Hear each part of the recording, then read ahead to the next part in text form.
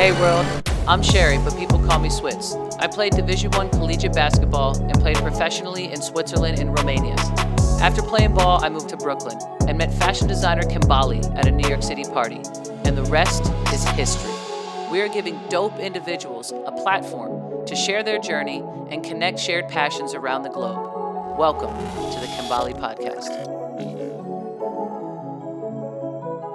Life after sports. So like, how did you cope and make what sounds like the seamless transition? Basically just made the decision. Because I mean, you get to a point where in your life, like, damn, I gotta reprogram myself and rebrand myself and become someone different. Everyone knows me as a football player. How am I going to go to acting? People are going to fucking laugh at me. Like, Julian, really? An actor? But the people that know me, they're like, man, an actor, you would be great at it. But when you get to that age and shit, you're still really worrying about what people think of you and shit. You're like kind of timid to like go into that world. Like, I don't know if I really want to do it. But I remember like 2017, I made the decision to say, you know what, bro, you just gotta just do it. If you're gonna do acting, you gotta do it. Because basically, I'm a music producer too. So I produce music as well. So I was like, y'all talked to Zah earlier, so I don't even know what he talked about. I know he talked about his music and shit, but we were had this thing called I&J. We were working on music and shit together. And we had like this is right after the football shit. We were like, we started doing songs and shit together, but I guess some shit just happened and shit just sputtered and we weren't working the way we needed to. And he moved to New York. He started doing Donald Trump rallies and shit. And shit just got mixed up and people just went their separate ways, And so we weren't really doing music no more.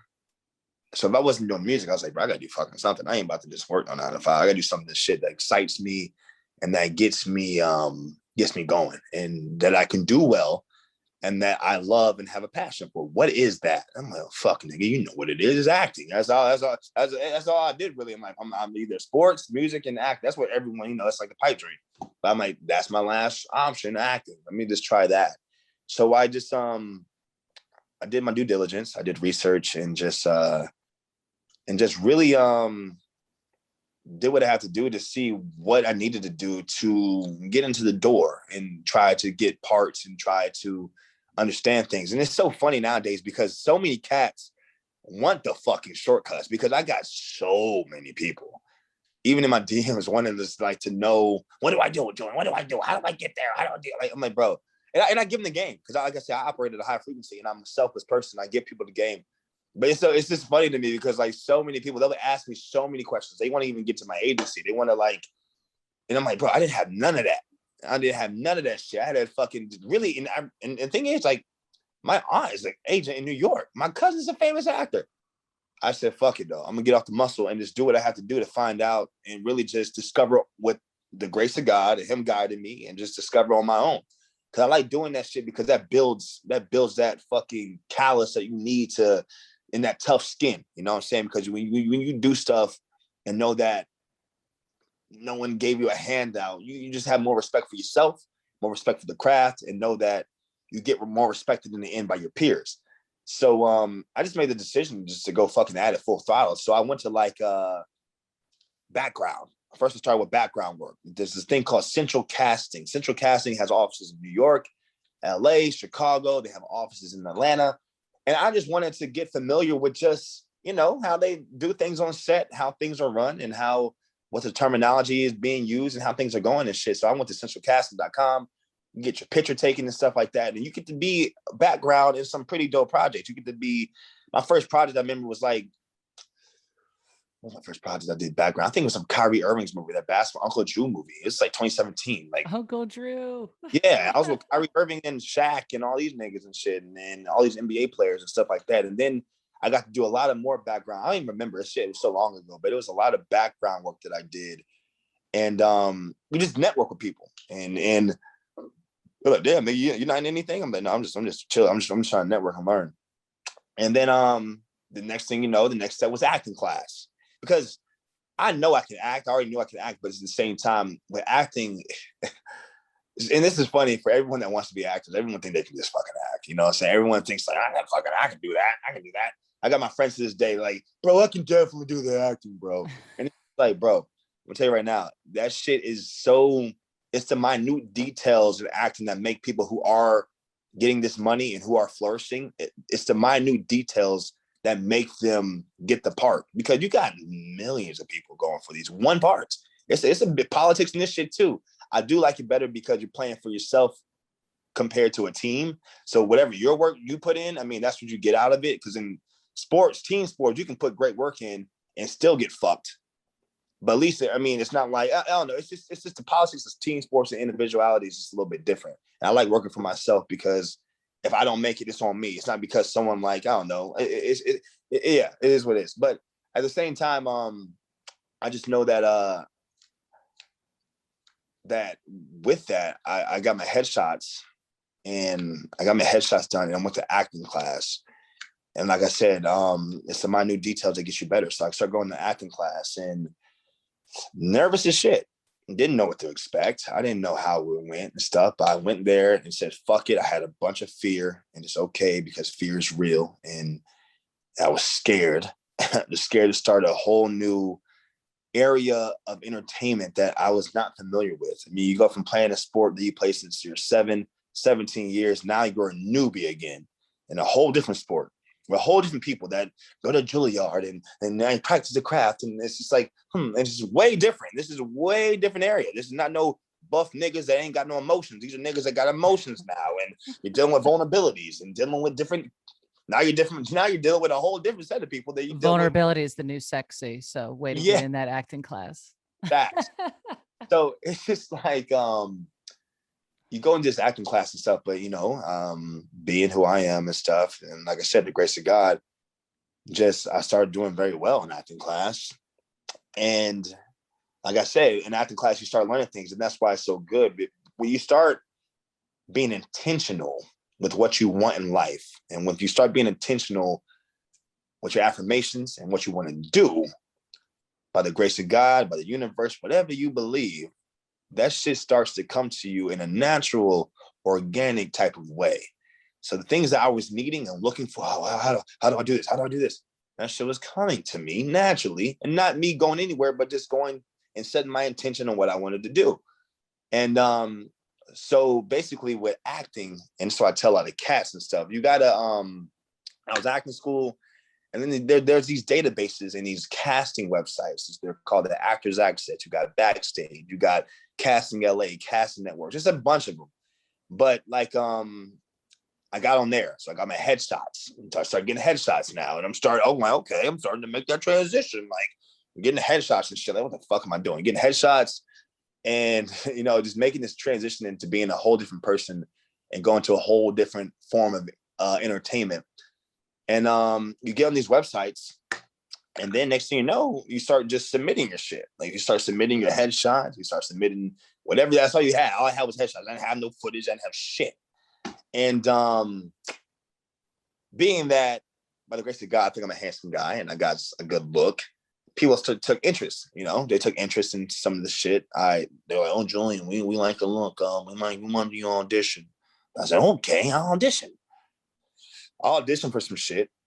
And while I'm auditioning, I'm also going to acting class. I'm getting better as an actor, starting to understand more of these minute things and starting to get better as an actor. So I'm getting a little bit more auditions, and I landed some short films. So basically there's a school in Atlanta called SCAD, Savannah College of Art and Design.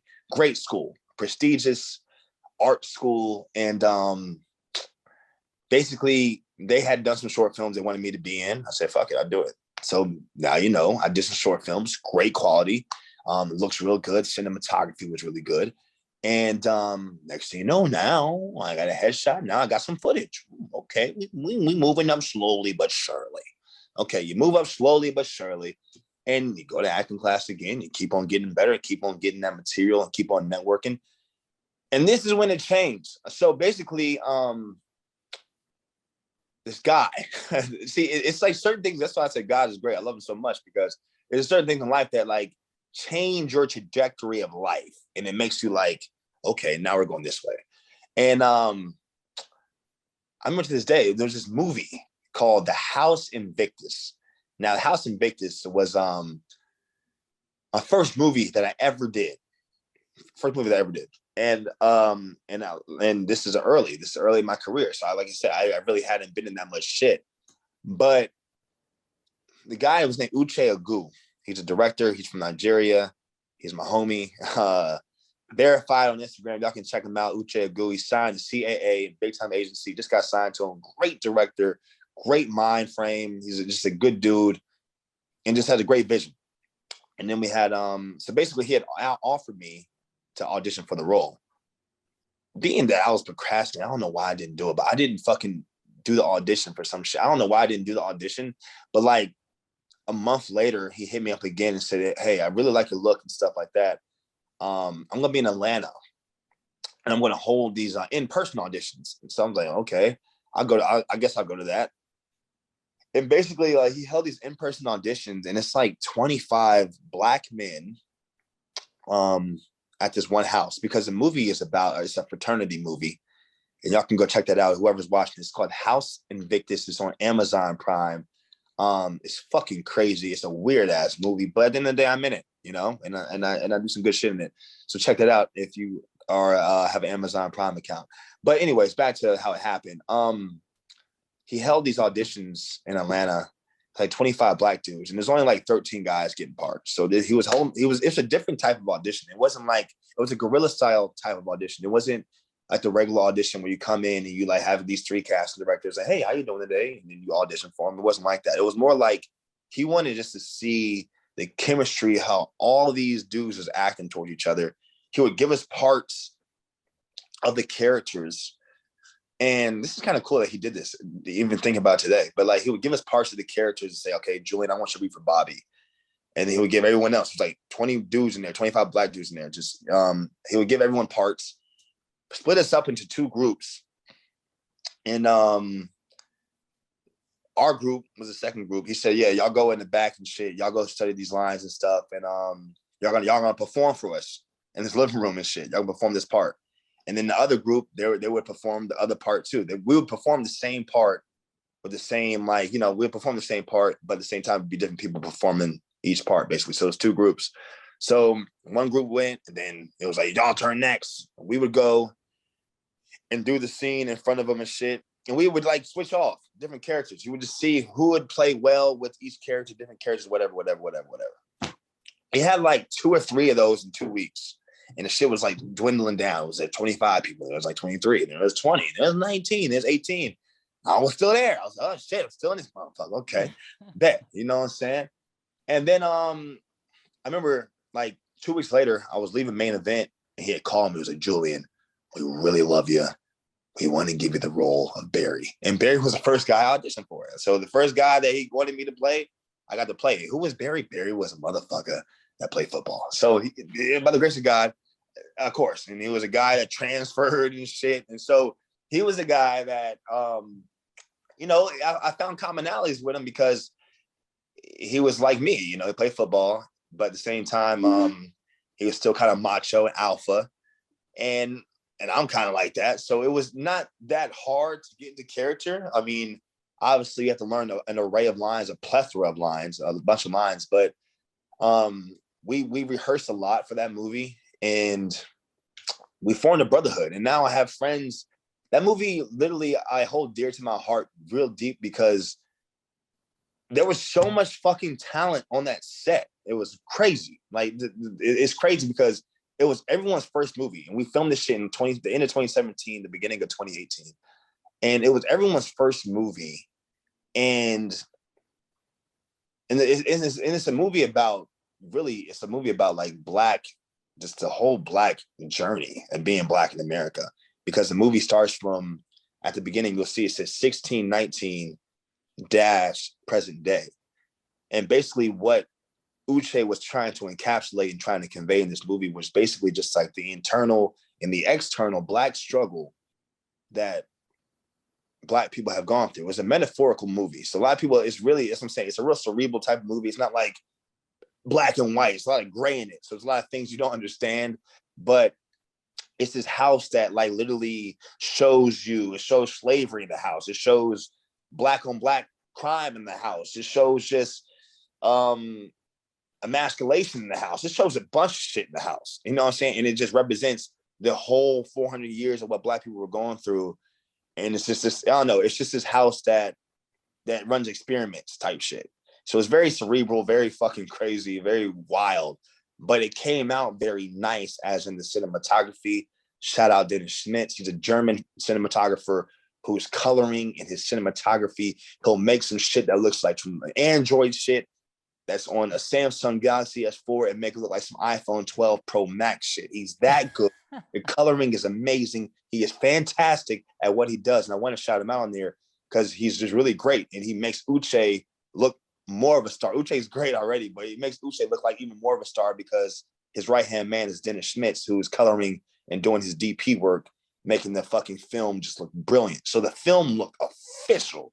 And that's what I love about it. No matter what, people have an array of emotions on the film. They think it sucks. This shit is bullshit. What the fuck did I just watch? Then you got some people who are like, that was art.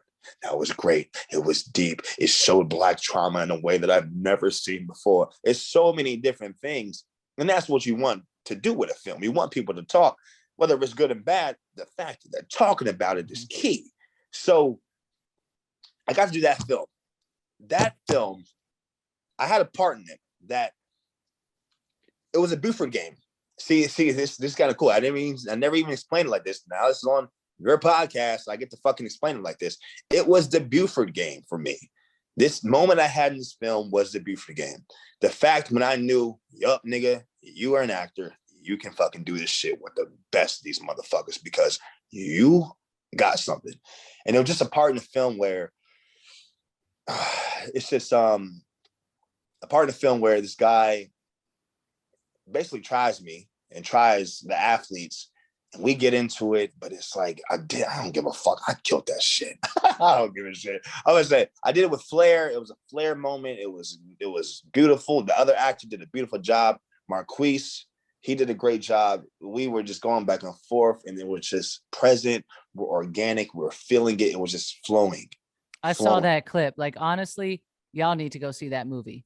Yeah, y'all need to go take that plug, get that more views, hook up that project because it really was amazing. And this was your first movie? Yeah, that was my first movie. And that clip was like, that's one of my favorite scenes still to this day because it was just like, because the way it was written and the way that and even Uche said, he's like, bro, I just wrote that shit and bullshit. You turned this shit into like some masterpiece shit. And I just and because I studied that shit so much, and I like, because at the end of the day, like my dad, he's a character. Y'all know me. Y'all had him on. He's a character. We're characters. We like embody different things, different emotions, and we like to have fun. I like to have fun. I'm a fun dude. I like to have a great time. I operate at a high frequency because I love life, and I'm thankful for it. I'm a grateful person. I'm very grateful, and I thank God for everything. And it's just like that flair that we get to add to the acting is amazing. So just to have those lines, which are like Matthias McCormick, sophomore, South Carolina, 3.9 GPA, just certain things in that movie that some people wouldn't hit because they might not have that flair or that character work naturally within them. So to see that and to deliver those lines like that, and to people to this day, like I just got a part in the movie for that part. Just that. I was just about to ask you. I was like, what happened after that? Like, it was your first movie. Like, where do you go from there? Like, obviously everyone's going to tune in and watch that. Like, what are the other projects that you have been involved with that led from that role? Yeah. So after that, so basically that happened and stuff. And it really took a while for it to come out. It came out like a year ago. It didn't come out for a minute, but I had that clip though. So I would like put that clip in my reel. So people would see that, okay, like, okay, this little nigga can act and whatever. So what did I do after that? I did some independent shit after that, but I remember my first major TV spot was for Legacies, which was a Vampire Diaries spinoff, which is on CW. And the funny thing about Legacies was like I did the House Invictus. It was great. I loved it. And as all actors know, it's a patient game. It's a lot more no's than yeses. You're gonna get way more no's. It's actually like you're expecting no's, kind of, you know what I'm saying? Because like I said, there's so many people going out for parts. But if you love the game and love the acting and love the art of it, you're gonna keep on going and keep on getting better and keep on growing because it's fun. It's a fun thing to do. And it's also just like you learn more about yourself. I've become such a well-rounded human being because I'm an actor. In so many ways, I've become just more, just great, better, and because of acting. But time passed forward. I did some independent stuff here and there. But then I remember I got an audition for Legacies, and it was a small part. And like I said, you watch, it's like Watch It Wolf, and people Watch It Wolf. I said this one line, but it's still a major TV network. And at the end of the day, that still is always going to help push you further into more stuff. If cast and directors and producers see that you've done movies, I mean, TV shows that are on major networks. So basically with that shit was like, they wanted me to be a vampire. And then I'm not even going to cap with shit. I'm not even a fucking Vampire Diaries CW type of guy. I don't watch those shows, but you know what? I like the money they give, and I like the show network that they're on, CW. So fuck it, I'm going to do it. So I remember doing it in my room, and I did the audition in my room, a self-tape, sent it in, and like a week later, my agent had hit me up. Oh yeah, and by the way, that's what happened too. That part from House Invictus got me and landed me my first manager. Because this managers are looking for people, and okay, let me rewind that a little bit. So yeah, that House Invictus shit got me a manager, and so now that you have a manager, now your manager who has connections can put you into more bigger shit and give you more opportunities to get into, you know, more bigger productions and stuff like that. So I got a manager. I signed with Millie Pierce with Bolt Entertainment. Signed with her. I've been with her for like 2 or 3 years now. But yeah, so she helped me get the Legacy. So now since you get a manager, you get an agent, you get more opportunity now because you're not self-submitting no more. Now you can still do self-submitting, but now you also have somebody working for you, putting your name into bigger rooms, bigger castings, bigger productions. And Legacy is one of those. So I auditioned for that, self-tape for that. Then I got a call a week later. My agent hit me up. She was like, Julian, I want you for a call back. Where are you at? I'm like, shit, I'm in Atlanta. Where the fuck else would I be, huh? And then I go to the callback, Covington, Georgia. I go to the callback, and I go in there, and I see 6 fuckers that look like vampires for real. I'm terrified. I go in there. I literally have a shirt on, my regular green shirt on, big, you know, a little bit, but jeans and some fucking Reebok Classics. This is my everyday look. These niggas coming in like they are motherfucking the Warriors, but they had slick back hair, Robert Pattinson eyes, Taylor Lautner bullshit, Twilight shit. I am stunned. But anyways, I say, fuck it, I'm here. Might as well do what I got to do. So, I mean, this one black dude came in, though. He had contacts in his chest. This nigga getting the part. This nigga came in with the Converse. he had on his sweater vest and shit. I said, this nigga right here is in it. And he had the light hazel eyes. I'm like, I said, these niggas are on some Twilight shit. It's crazy. Well, whatever. You're like, I'm in the room with the vampires right now. This is it. No cap. I thought I was in the vampires. I was like, I'm really in this shit. I'm like, they probably looking at me like, who's this regular looking nigga? I'm like, I'm just here, bro. Anyways, but I was the last one to go. I did my audition.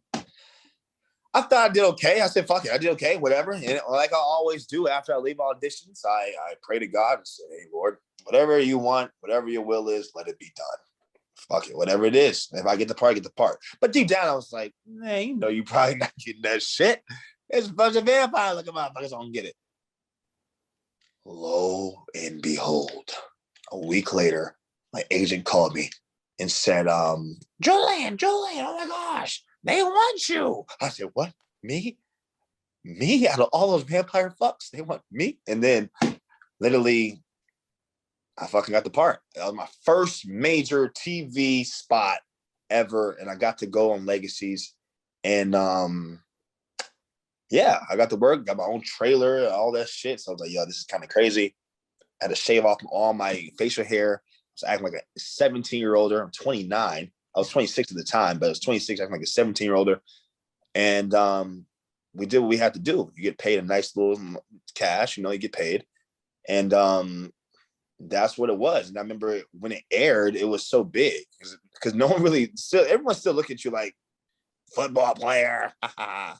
But that came out, niggas like, oh shit, this nigga Julian actually is acting. What the fuck? This is kind of weird. Like, because people really like, what the fuck? And then, like we talked about, it's that I can. When you have the I can in your spirit and your soul, and then you get some believers in you, and now you're seeing your old teammates and the old people back in the day, like, oh shit, Jay, okay. That just builds onto your more confidence. Now you're like, okay, I'm that nigga now. I can do this shit. And then that year was just crazy. 2019, I think it was crazy because it was just like a great year because that's my intentional year. And I gotta really get back to that shit. I mean, pandemic fucked up everyone's shit. I ain't gonna cap. So at the end of the day, everyone's still trying to get back into their intentional ways and shit. Cause I'm still on, I'm be honest with you, I'm still trying to get back to that intentional working out and being freaking consistent, but we'll get to that. But 2019 was like one of the best years of my life because I just got, like I said, got House Invictus, but I did Legacies. I did like 4 other TV shows that was on TV that year. But they were like, bruh. Yeah, bruh. I did bruh, and I got bruh in 2019 or 2020, some shit like that. No, I did do bruh. I did bruh, Tyler Perry, but I did like 4 or 5 TV shows. I did like Homicide Hunter. I did Fatal Attraction. I did Legacies. I did bruh. I don't know. I did some other shit. I don't know, but I was doing some dope independent shit too. That was like getting love from festivals, but I was just like hitting. I was like hitting. Next one, booked. Next one, booked. And I was just getting booked a lot. I was like, shit, I got like 6 bookings in like 1 year. And that's like rare. Like it's a lot. I was like on a roll. The Eagles had won the Super Bowl. It was just fucking. You had to get that in there. Eagles were winning the Super Bowl. I was getting everything great. that I needed. The universe was just providing. Facts. It was just lining up, and that's why I say when you're intentional and like you're starting to do the shit you need to do, and really just like pushing out the distractions and stuff like that, you see that the universe starts to work in your favor. You know what I'm saying? Because you're putting your energy into what you want, and that's why it's key to. You can want things all fucking day, but if you're not working for it, shit ain't gonna happen. You can wish upon a star, but you got to wish upon a star and still work. You know what I'm saying? You got to work like it's all on you and pray like it's all on God. So once you do that, you have those two mixing together.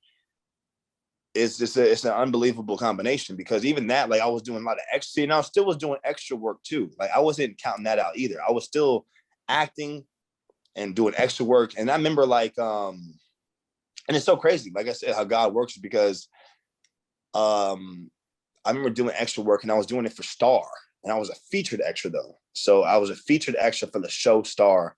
I was on Fox, and I got to be a featured extra a couple of times in that show. But and being a featured extra is cool because I'm still getting paid to this day. You get a nice fat check, and then you get paid from residuals every time the episode airs. But I remember being a featured extra, and it was me and 2 other guys. We were like these shirtless models that had to help the girls and shit, the main girls of the show. We were just like helping them out and shit. And that's where I met my homeboy named Lex Lawletta. Shout out Lex Lawletta. I'm just like, shout out all my boys and shit. But Lex Lawletta was he's a good friend of mine, a great actor as well, great looking dude. He's like an Abercrombie fish looking model ass nigga. Like this nigga's a white boy, but he's just a great looking dude. Great actor, great tenacity, loves the craft. He was a football player as well. So we just connected off rip. And I remember like it's just funny, just how the journey is. Like he was doing Jezebel. So in Atlanta, they have this thing called Jezebel Top 50 Most Beautiful Atlantans. And it's like a big thing. And I've always wanted to get on that. It's like the top 50 most beautiful in Atlanta. And I remember that he like, Julian, my friends are kind of like, they don't get the industry like that. And we had just become friends. He's like, bro, I want to invite you to some place, bro. I'm going to this like little party for Jezebel magazine. You should come through. So I went there with him and stuff like that. Got all dressed up, fancy, nice restaurant and stuff. Bunch of like elegance, you know? And I remember like meeting the people in the magazine. They're like, you know what? You have a good look. You should like try out to be the top 50 most beautiful. And then I'm just telling this story and see how great God is because this really had nothing to do with acting, but kind of not really. But at the end of the day, I ended up being on the damn magazine. They picked me for the magazine. And so, oh yeah, I know why I'm telling this story. I'm telling this story because 2019, how great of a year it was. I was booking, but also I got the Jezebel magazine, and I got the top 50 most beautiful Atlantans. And I got to meet people from there on that photo shoot that literally I go on vacations with now. And it's just crazy. Like, it's just crazy how God works, the universe works. And it's just like connecting with people that are my friends and that like have been my friends for the last 3 years now because of certain things that acting has led me to. Now I have friends that all them people from House Invictus, I went to Hawaii for my birthday. Them niggas was there with me.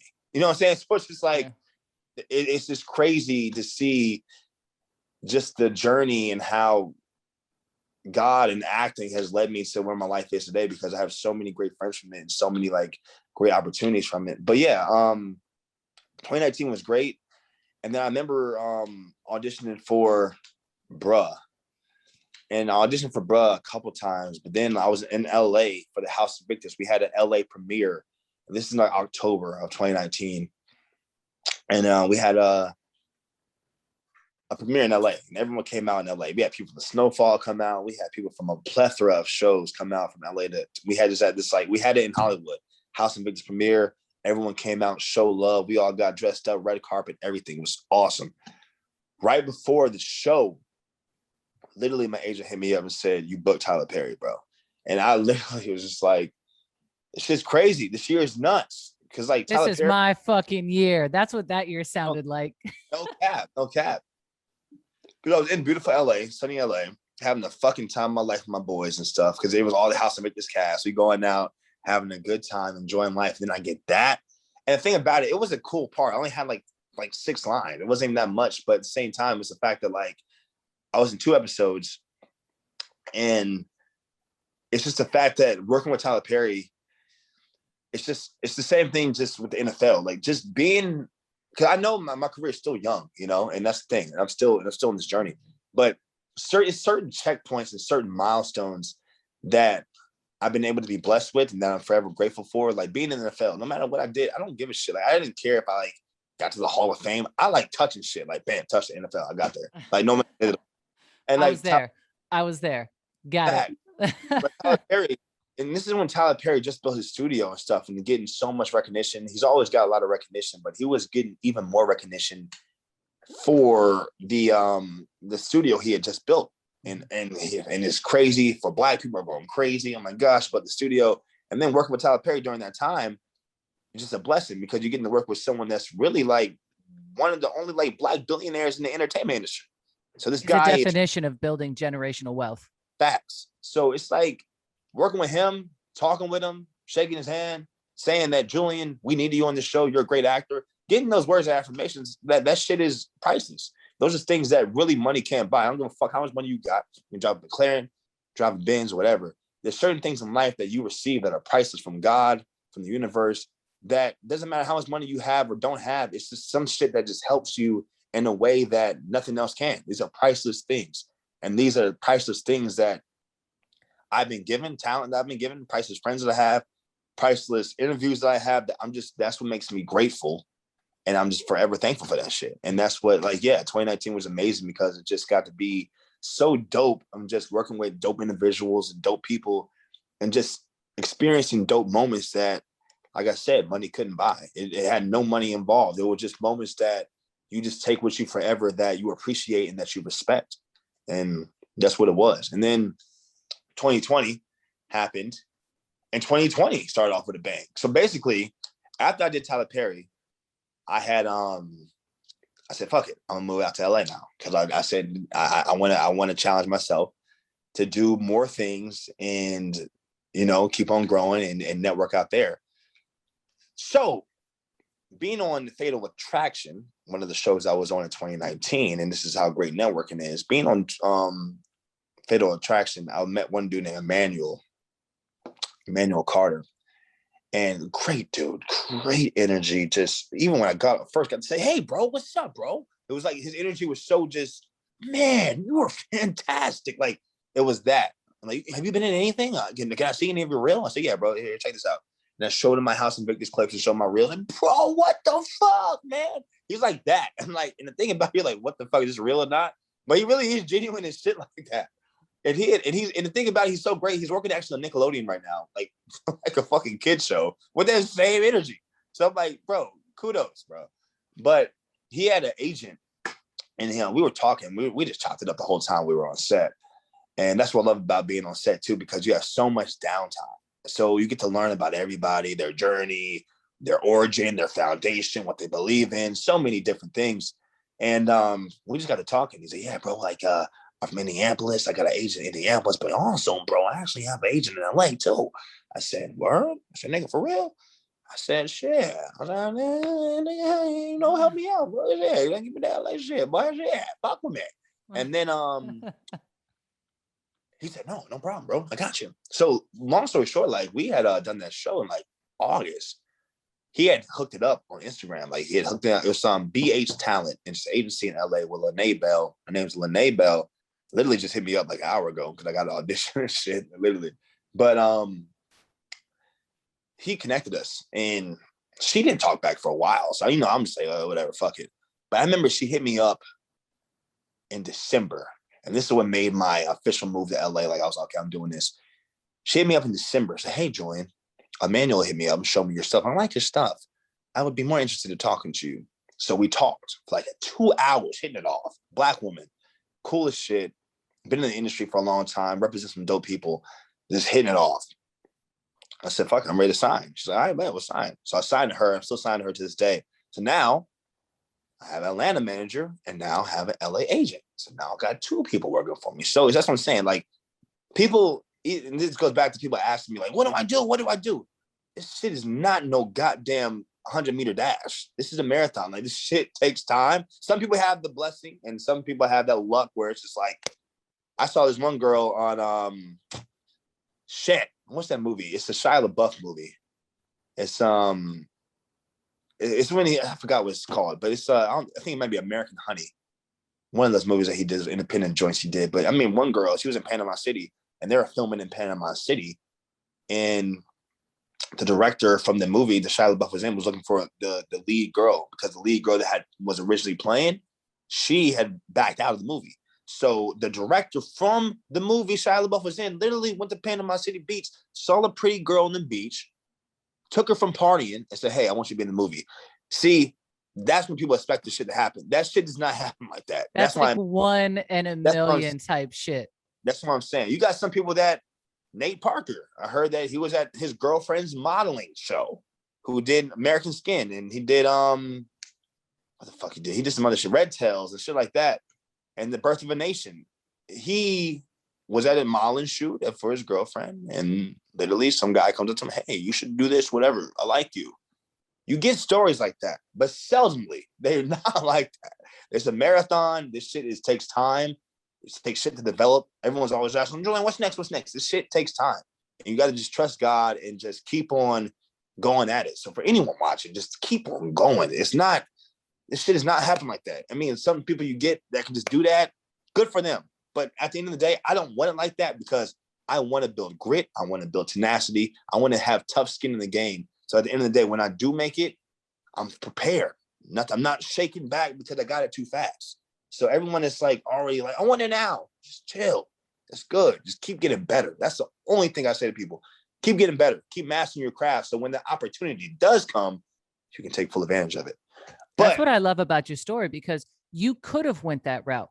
You had the connects, you had the people in the movies, you had the links, but because you went back to the beginning and said, you know what, I want to know what it feels like from the bottom up.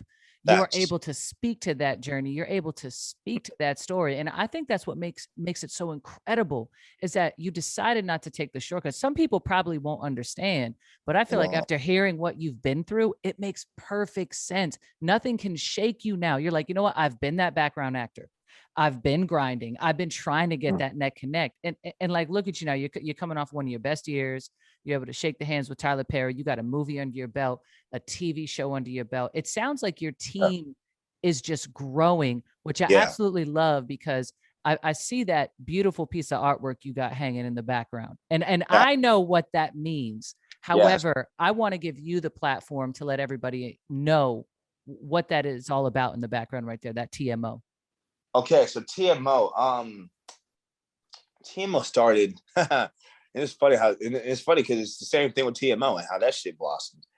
TMO started in I started this shit in like 2013, And basically what I had came up with TMO is the fact that I came up with it because when I look at myself and I'm looking on my journey and I was looking at like who I was as a person, and I look around my friends, I look around my family, I look around my father, and I just say, these are some of the most original motherfuckers I have ever been around. And I look in the mirror and I see an original motherfucker too. I'm like, you are an original motherfucker. And I serve an original God. I serve, everything is original about me and original about the people that is in my circle. So I said, we're the most original motherfuckers on the planet. And I don't know. I said the most original. TMO. That's some TMO shit. And that's where it started, 2013. And I started saying, I said, you know what? I told Zai, like, bro, I'm about to start this shit called TMO, most original. Well, we ain't the most richest, we ain't the most nicest, we ain't the most this and that. Just when you see us, you're gonna have a great ass time because you'll be like, damn, I haven't been around there before. That energy was something I haven't seen. It was rare. And that is what, when I see my friends and I see my family and I see myself and I see the things that we get to do and things that we've been blessed to do and things that we've gotten to experience, it ain't no regular shit. It's just not. It's original shit. From my friends in the league to my friends acting to the shit that I do, from going to football to movies and just it's original. You don't see that a lot. A lot of people don't do that type of stuff. And so yeah, so really just started doing TMO everywhere. I started putting TMO everywhere on my my Instagram, on my social networks, hashtag TMO. And then it just, Zah started repping it hard. And then everyone, next thing you know, it's like everyone in my friend group loved it. Because at the end of the day, so what are the reasons people want to get into gangs or people want to get into frats or shit like that? Granted, you have people with history that love the frats, you have people that love the gang, people like just gang banging. But what I believe, people like doing shit like that and being in music videos, shooting guns and shit. Like, what's the point of that shit? But people like being a part of something. People like being in frats because they like being included. People like doing fucking gang banging and stuff because they like being a part of something that they can rep and they feel cool. Everyone wants to be cool. So TMO, I'm not no fucking gang shit, obviously, but TMO is just like something, and I'm not a frat. It's just TMO is just a lifestyle, a brand, but it's also like the people that are around me, we felt included because it's like, okay, now we got like a little circle. We can call ourselves something. We TMO. Like we feel included in something. We're something. So now when we at a party or at a function or doing anything we do, like some TMO shit. We TMO. It's like it's a gang. You know what I'm saying? It's like a gang in a way, like a high quality, high frequency gang type shit. Because in gang it's just a team, basically a team. Because at the end of the day, it's like the people that repping it are all dope individuals, all dope people, quality. And when people see it and they see us together, it don't matter who you is, you're gonna have a good time. You're gonna laugh, you're gonna have fun, you're gonna have a great time, you're gonna kick it. You are going to forget your problems. You're going to be happy, joyful. And at the end of the day, that's what life is to me. And that's what I created it for. And it's a brand, it's a lifestyle because it's just TMO shit. It's the most original. When you come around, just expect to have a good time. You're going to have a great time. And so now with just like as shit has gone on and as time progressed, it didn't just turn into a hashtag. Okay, how can we get this business? You know, how can we make this like a label? How can we make this an American media company? So then last year, basically I got my LLC, got it certified, paid all this stuff. Now I got my LLC. Now it's a real business. So now we actually got it done now. Now Zah doing his music, me doing my acting. You got Parker Lippman, who's Zah's like best friend, my little bro. His dad is like the co-CEO, co-owner of Zaxby's, you know what I'm saying? And it's just like he's TMO. And he's basically, long story short, got one of the best houses in Atlanta right now. And what he repping, TMO. And everyone comes to this fucking crib from Man, I've heard about a Diddy party and a Jamie Foxx party. I think TMO. I think I'm trying to see what's up with that TMO party. Oh, facts. And the thing about it though, and the thing about it is, and it's cool because Diddy and Jamie Foxx, they're like inspiration for me. So the people that inspire me are like in the industry, like Diddy, Jamie Foxx, Will Smith. Because they have that energy that I think I encapsulate too. That's like in the same thing, like when it comes to part, because Jamie Foxx, he's a Sagittarius, just like me. He's the day after me. And he throws the best parties. Now, ask anybody that knows me and been to my shit, Julian throws some of the fucking best parties. And it's just like, you see the correlation. It's just, we like to have a good time. And when you're around us, you're going to have a ball. You're going to forget your problems. You're going to forget your anxieties, your depression, whatever you're fucking going through. You get to let your brain take a rest because you're going to be so present. You're going to be so organic and have such a good time and be around original people that it's just fun. And that's what life is to me. I mean, fun, and the thing is, I be thinking about shit like this all the time. Like, we are literally on a floating rock in the middle of vast space. And we literally talking about taking care of bills and all these fucking rules and shit. You know what I'm saying? It's all these, I'm sorry, I might cut up, but all these rules and regulations and shit like that. I'm like, bro, we only get one life. Niggas are dying left and right. Rest in peace. Like, we only get one life in this thing. And at the end of the day, it's just, as I've gotten older, a lot of that shit does not matter to me. All I want to do is be around people that I love. I want to have fun. I want to travel. I want to thank God. And I want to act and do the things that I love, because everything else is really, if you think about it, is irrelevant.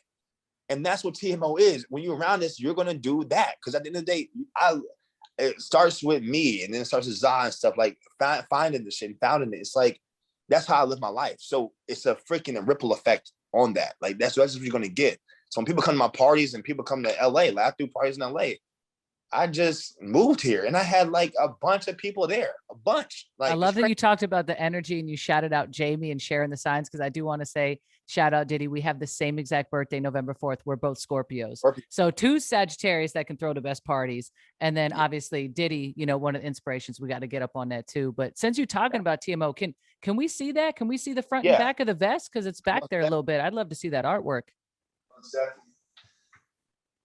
And we get to see that dope ass jersey at the same time. Appreciate you. R.I.P. Kobe. So Kambali branded TMO collab. You know what I'm saying? Gave it to me when I was in LA last year. If you see it, TMO. The best.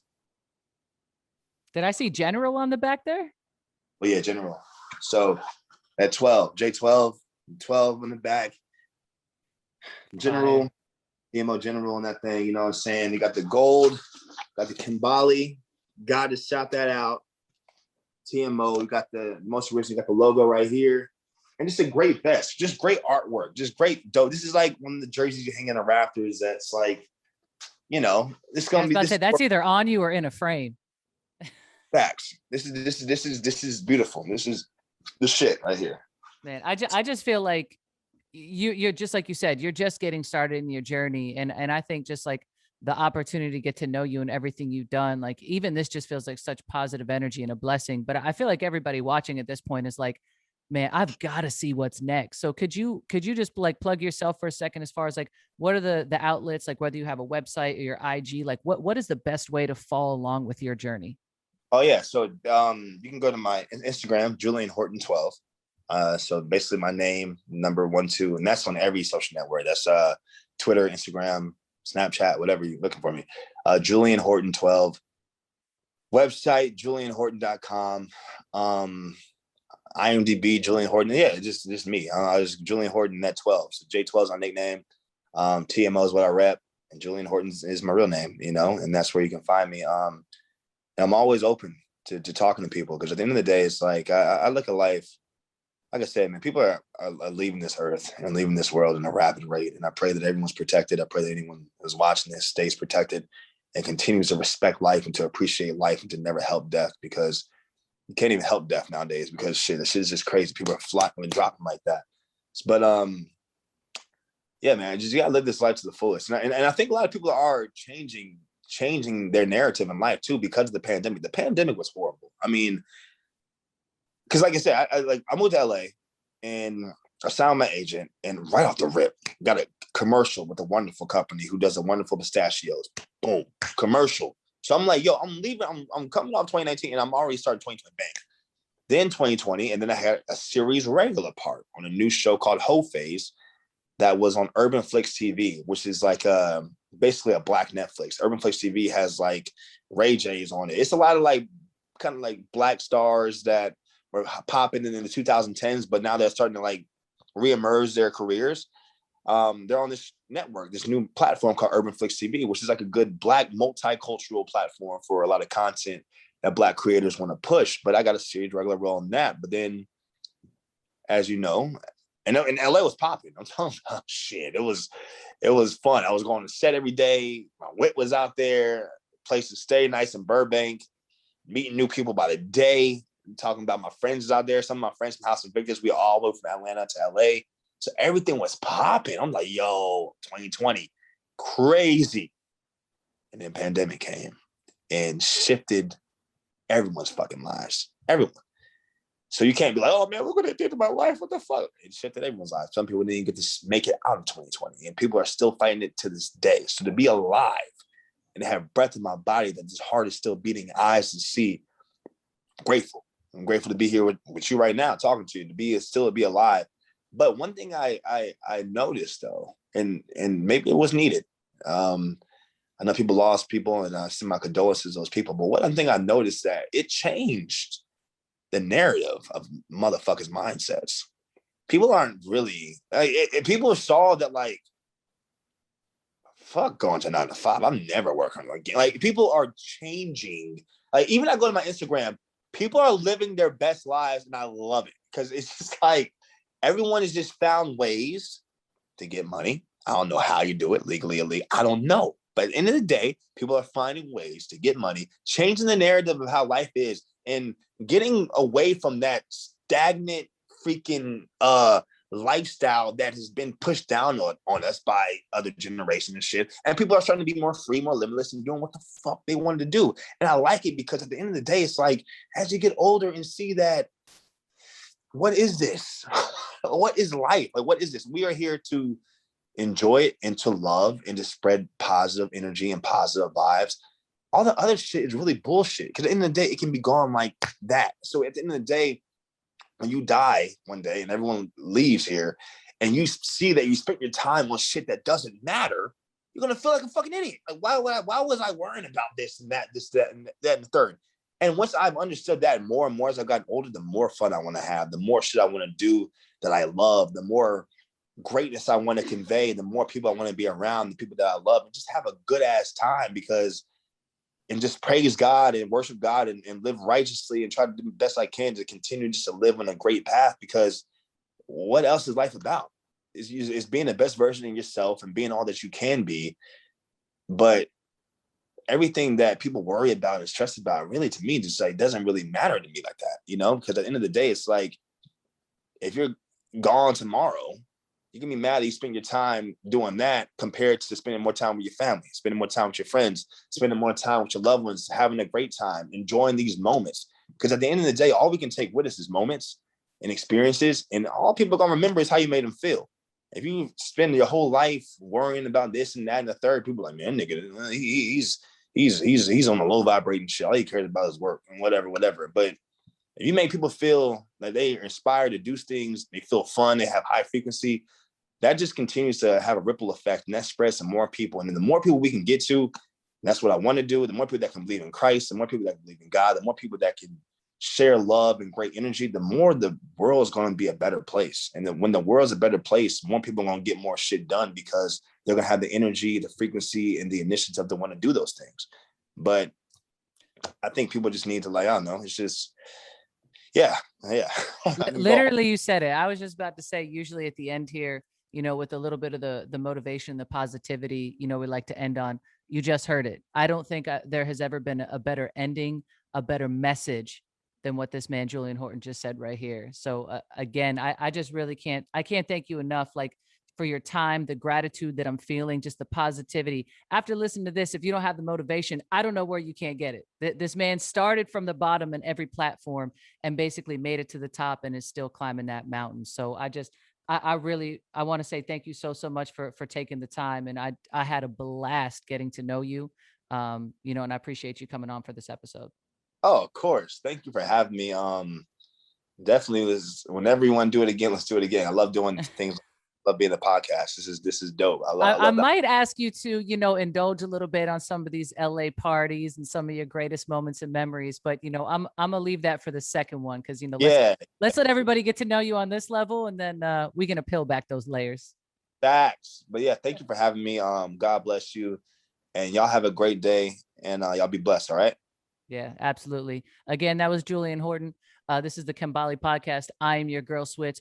Please stay tuned for more love and positivity. Thanks for tuning in. Be sure to subscribe to the Kambali Podcast on Apple Podcasts, YouTube, and wherever you listen to your podcast. Also, be sure to follow us on Instagram and Twitter at Kambali Podcast. Kambali gear can be purchased at www.kambali.com. That's KEMBALII.com. And you can stay up to date on merch drops by following the Kambali brand on IG at Kambali_. New podcast episodes drop every Monday at 7 a.m. See you next week on the Kambali Podcast.